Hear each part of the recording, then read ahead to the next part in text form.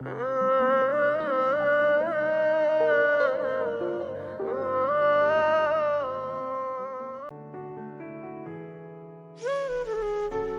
তো, আমি না বড্ড ভালো আছি রে।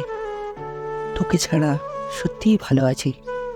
বিশ্বাস কর, অনেকটাই ভুলে গেছি তোর কথা, কিন্তু পুরোপুরি এখনো বলতে পারিনি। জানিস, এখন আর তোর কথা খুব বেশি মনে পড়ে না, পড়লেও খুবই কম। ওই মাঝে মাঝে যখন তোর কাটানোর স্মৃতিগুলো চোখের সামনে ভেসে ওঠে, তখন জানিস তো, আমার চোখ থেকে যেন অজান্তে একটা জল গড়িয়ে আসে। ওই জলটা আটকানো যেন কিছুতেই সম্ভব হয়ে ওঠে না।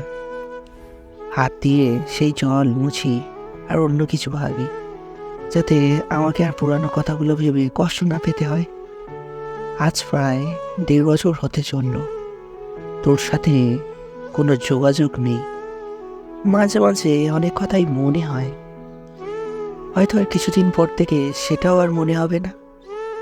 অনেক সময় ভাবি, আচ্ছা তুই সাথে থাকলে হয়তো জীবনটা অন্যরকম হতো।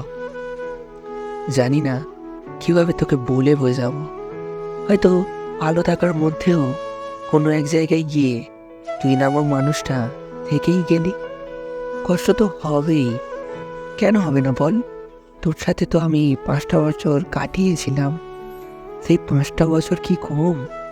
সেই 5টা বছরে কত কথা বলা, কত স্মৃতি, কত কিছুই না ছিল আমাদের। সব কি এক নিমিষে ভুলে যাওয়া সম্ভব? তুই বল, তুই আর কি বলবি? তোর তো আমার সাথে কথা বলার কোনো ইচ্ছাই নেই। আমি তো তাই আর তোকে জোর করি না রে, কারণ জোর করে তো বিয়ে করা যায়, কিন্তু ভালোবাসা তো পাওয়া যায় না। আর যার মন থেকে একবার আমি উঠে গেছি, আমি তার মনে আর বসতে চাই না।